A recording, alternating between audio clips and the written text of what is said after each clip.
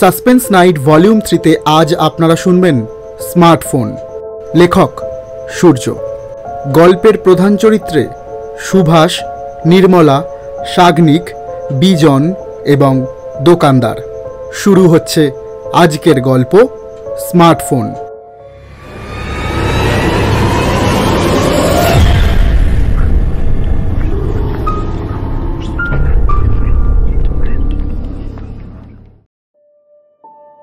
বছর 10 আগের কথা। দক্ষিণ 24 পরগনা জেলার ক্যানিংয়ে বসবাস করত সুভাষ, নির্মলা ও তাদের একমাত্র সন্তান সাগ্নিক। সুভাষ কলকাতার বড় বাজারে একটা পাইকারি দোকানে হিসাবের কাজ করত। তাদের ছেলে সাগ্নিক তখন ক্লাস 5-এ পড়ে। নিম্ন মধ্যবিত্ত একটি পরিবার, কিন্তু তাদের ছেলে সাগ্নিককে কখনোই কোনো দিক থেকেই কোনো অভাব বুঝতে দেয়নি তার বাবা মা। ক্যানিংয়েরই একটা ভালো ইংলিশ মিডিয়াম স্কুলে তাদের ছেলে সাগ্নিককে ভর্তি করেছে। একদিন সন্ধ্যাবেলায় সুভাষ কাজ থেকে ফেরার পর নির্মলা তাকে বলল, শোনো না, বলছি আমাকে একটা পুরনো স্মার্টফোন কিনে দেবে? কেন? তোমার তো একটা জিও ফোন আছেই। হ্যাঁ, তা আছে, কিন্তু কিন্তু কিন্তু কি? আসলে বাবুটার স্কুলের ম্যাডামরা হোয়াটসঅ্যাপ গ্রুপে অনেক নোটস পাঠায় গো। হ্যাঁ জানি তো, ওই জন্যই তো আমি বাড়ি ফিরে আগে ওর হাতে ফোনটা ধরিয়ে দিই। হ্যাঁ তা দাও, কিন্তু তুমি এত রাতে বাড়ি ফেরো যে ওর পড়াগুলো ঠিক সময় পেতে অনেক দেরি হয়ে যায়। অর্ধেক দিনই শুনি স্কুলে পড়া দিতে পারছে না। তাই যদি আমাদের বাড়িতে একটা স্মার্টফোন থাকতো তাহলে ওর পড়াশোনার খুব সুবিধা হতো গো। একটু অপেক্ষা করে যাও, মানে পুজোর বোনাস পেলেই একবারে নতুন ফোন কিনেই দেবো। দেখো, পুজো তো এখনো মাস 2 বাকি আছে, তোমাকে নতুন ফোন কিনতে হবে না। শুনেছি ওই বড় বাজারের ওইদিকে অনেক ভালো পুরনো ফোন বিক্রি হয়। আপাতত একটা পুরনো ফোন এনে দিলেই হবে।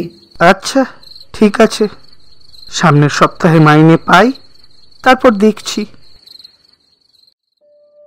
সুভাষ মাইনে পেয়েই একটা পুরনো স্মার্টফোন বাড়িতে আনলো। তাদের ছেলে সাগ্নিক ফোনটা হাতে পেয়ে খুব খুশি হলো। সে খুশি হয়ে বাবাকে বলল, বাবা কত নিল? ফোনটা দেখে মনে হচ্ছে বেশি দিনের পুরনো নয়। আমার বন্ধু অর্পণ, তার বাবারও এরকমই ফোন আছে।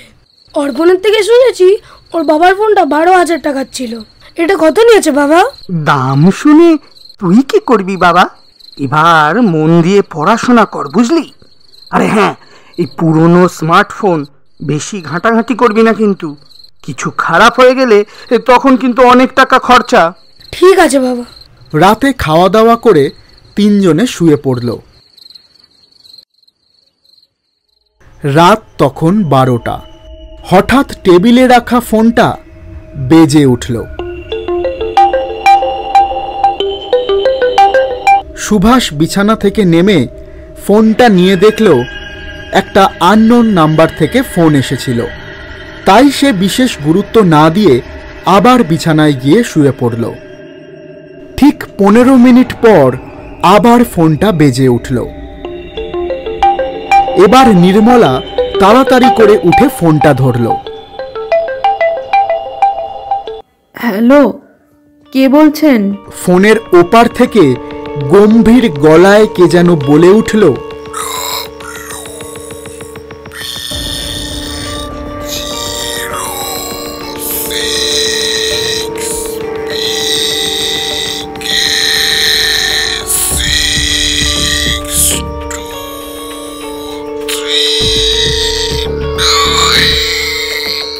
নির্মলা ভাবল কোনো রং নাম্বার, তাই ফোনটা কেটে সে আবার শুয়ে পড়ল।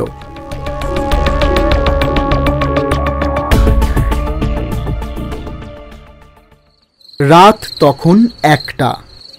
আবার ফোনটা বেজে উঠল। এবার খুব তাড়াতাড়ি করে সুভাষ বিছানা থেকে নামল। তারপর ফোনটা রিসিভ করতেই ফোনের ওপার থেকে শুনতে পেল,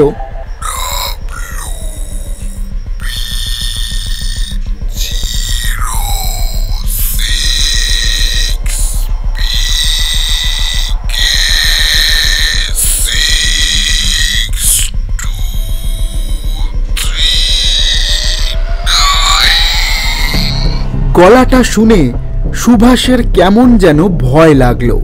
সে মনে সাহস নিয়ে জিজ্ঞাসা করলো, হ্যালো, আপনি কাকে চাইছেন? কে বলছেন? উত্তরে শুনতে পেল,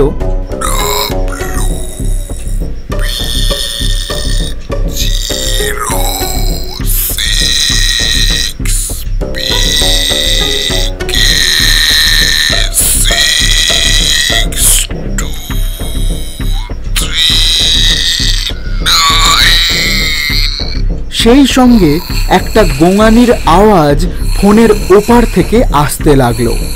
যেন মনে হলো খুব কষ্ট এবং তীব্র যন্ত্রণা নিয়ে কথাগুলো বলছে।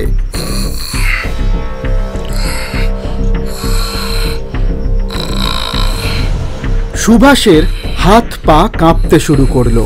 সেই সঙ্গে সে টের পেল ঘরের মধ্যে যেন একটা ঠান্ডা দমকা হাওয়া বয়ে গেল।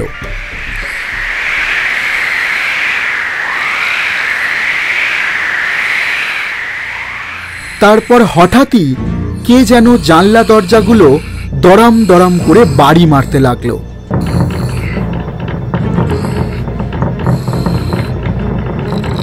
এবার সে শুনতে পেল ফোনের ভিতর থেকে আসা আওয়াজটা এবার তার চার দেওয়ালের মধ্যে।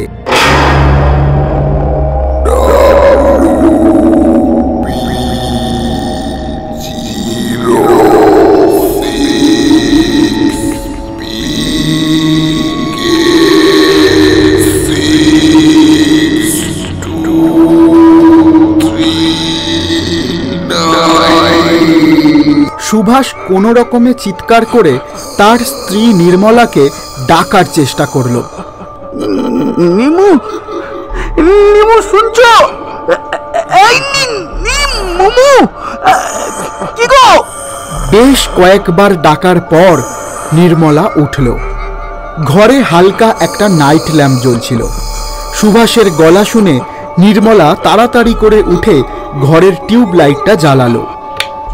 টিউব লাইটটা জ্বালানোর সঙ্গে সঙ্গেই সেই আওয়াজটা কোথায় যেন মিলিয়ে গেল।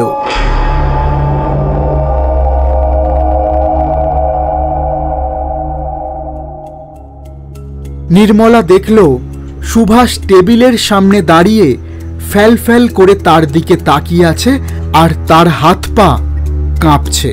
কপালেও বিন্দু বিন্দু ঘাম জমেছে। চোখে মুখে কেমন যেন একটা ভয়ের ছাপ। নির্মলা জিজ্ঞাসা করলো, কি গো, কি হয়েছে তোমার? এরকম ঘামছো কেন? জল খাবে একটু? বসো, এইখানটা বসো। এই বলে চেয়ারটা এগিয়ে দিল। সুভাষের থেকে সব ঘটনা শোনার পর নির্মলা বলল, সে কি গো, আমিও তো একবার ফোনটা বেজে ওঠায় ফোনটা ধরতে গিয়ে এই একই রকমই গলা আমি শুনতে পাই। তাদের সাথে ঘটে যাওয়া ঘটনায় দুজনেই খুব ভয় পেয়েছে। সুভাষ ফোনটাকে সুইচ অফ করে আলমারিতে ঢুকিয়ে রাখল। তারপর তারা দুজনে শুয়ে পড়ল।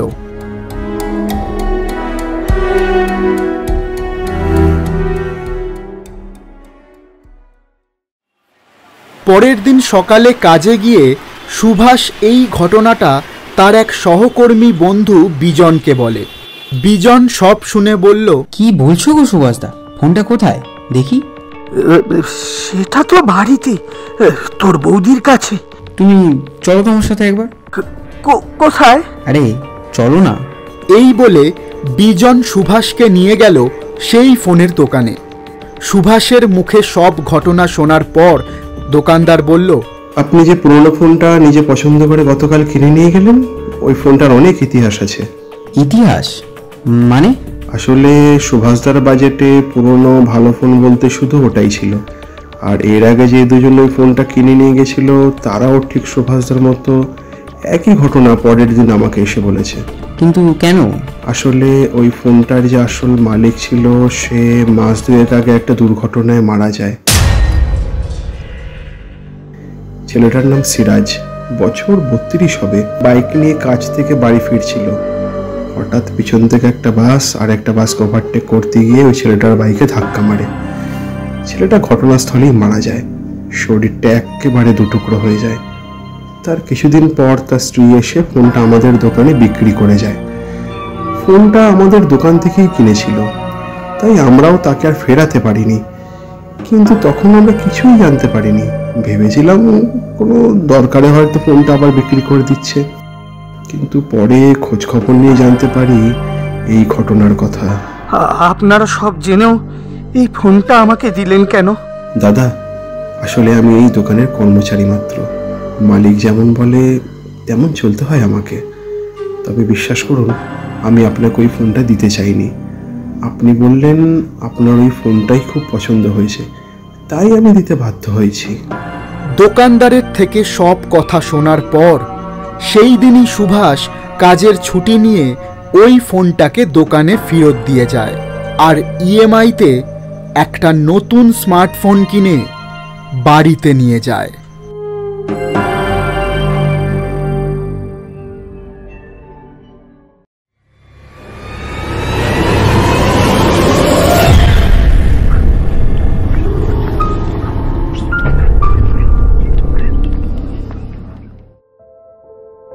এতক্ষণ শুনছিলেন স্মার্টফোন, লেখক সূর্য, গল্পের সূত্রধার ও গল্প পাঠে সূর্য, সুভাষের চরিত্রে অশান্ত, নির্মলার চরিত্রে পুষ্পিতা, সাগ্নিকের চরিত্রে অভিক, বিজনের চরিত্রে অনিরুদ্ধ এবং দোকানদারের চরিত্রে রাজা। আবহ সঙ্গীত, স্পেশাল এফেক্টস এবং সমগ্র পরিকল্পনায় সূর্য। একটি বিশেষ অনুরোধ আপনাদের সকলের কাছে, গল্পটা আপনার কেমন লাগলো কমেন্ট বক্সে অবশ্যই জানান। আর যদি আপনি আমাদের ইউটিউব চ্যানেলের নতুন সদস্য হন তাহলে প্লিজ চ্যানেলটা সাবস্ক্রাইব করে পাশের ঘন্টাটা বাজিয়ে আমাদের পাশে থাকুন। আপনাকে আমাদের ইউটিউব চ্যানেলের পক্ষ থেকে জানাই আগাম শুভেচ্ছা ও ভালোবাসা। ফিরছি খুব শীঘ্রই সাসপেন্স নাইট ভলিউম 3 এর আরও একটা নতুন গল্পকে সঙ্গে নিয়ে। ততদিনের জন্য ভালো থাকুন, সুস্থ থাকুন আর শুনতে থাকুন সাসপেন্স নাইট ভলিউম 3 শুধুমাত্র SD এন্টারটেনমেন্ট ইউটিউব চ্যানেলে।